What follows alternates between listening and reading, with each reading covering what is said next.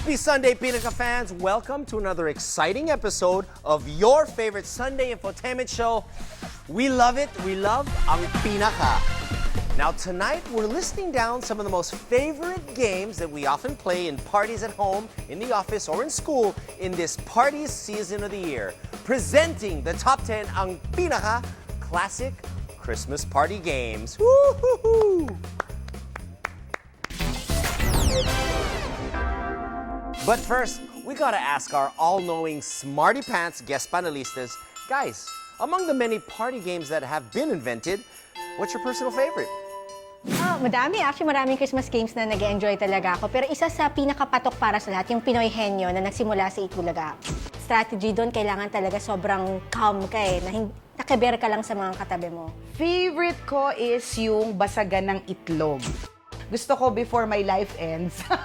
Ma-perfect ko yun at makapanalo ako ng grand prize dahil doon. Ako, paborito ko talaga yung charade eh. Marami kang pwedeng gawing kalokohan. Kung ano na lang sabihin mo, di ba? Welcome to the show. Thanks for hanging out. All right, simulan na natin ang paglilista. Pasok sa number 10. I have to sneeze. Wait. Coin face first. Coin face. Oh.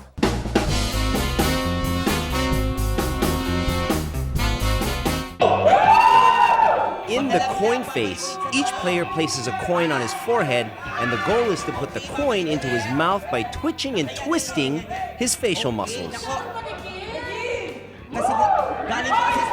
Meron kang coin dito sa noo, tapos i-adjust mo yung mukha mo, papapangitin mo hanggang makarating siya sa bibig mo. From noo, una makakarating sa bibig. So, kailangan pagagapangin mo siya using your muka. Talagang expression mo lalabas talaga. Nakakatawang part kapag malalaglag na. Of course, when they realize how dirty the coin is, they discovered that they could use cookies. Thus, the cookie face was born.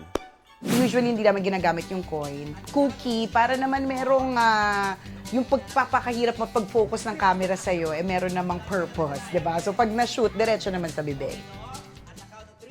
Why is it so patok? Kasi ang mga Pilipino, sobrang hilig natin sa funny faces. Mukha pa lang nakakatawa, dala na eh. So, yung game na yun, nakakatawa kasi yung mga mukha. Kaya patok na patok siya. Unang-una yung preparation madali. Lahat tayo may coins, plus kailangan mo lang ng participants. Yun na, pagagapangin mo lang. Wala nang ibang kailangan pa. Plus, sabi ko kanina, yung mukha ang nakakatawa doon. Yung mukha pa lang nakakatawa na. Nakakatawang tignan yung mga taong pinapapangat yung mga mukha nila eh. Kasi parang kengkoy, comedy, sumasalo na kapag yung mga nakakatanda, kaya siya nakakaaliw at nakakatuwang gawin tuwing Christmas.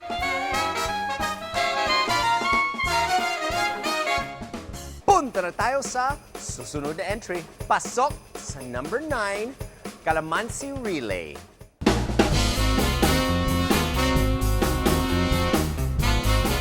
At the count of 3, 1. In this relay game, each member carries a calamansi using a plastic spoon in his mouth.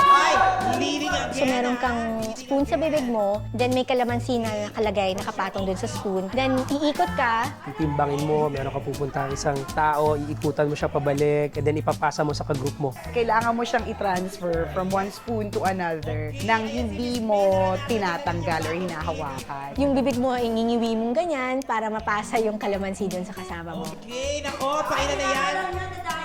Okay, bawal yung kamay. Ito Ayan. yung paamuyan ng laway dun sa kutsara. Aminin mo na, di ba? Nakakalurke yan. Looks easier said than done, right? Well, wait till you try it yourself. Tsaka yung twist ng laro kasi, hindi lang dahil nauuna ka, mananalo na kayo. Hindi mo alam kung ano kayang gawin ng kagrupo mo.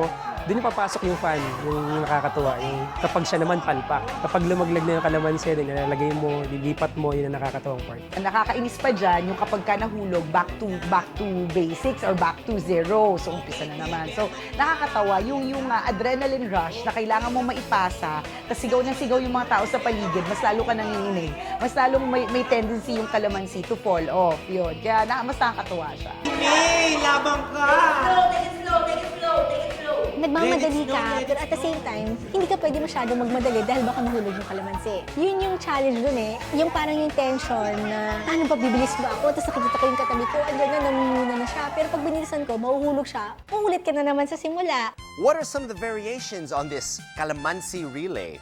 One time, nakakita rin ako ng party na yung kalamansi ang ginagamit. Isinisingit sa pisngi ng dalawang tao and then iikot ka rin, parang relay din siya. So partner siya. Kasi bilog yung kalamansi. Pwede siyang replacement sa itlog. Pwede siyang gamitin sa mga party games na gano'n. Na madali siyang gawin.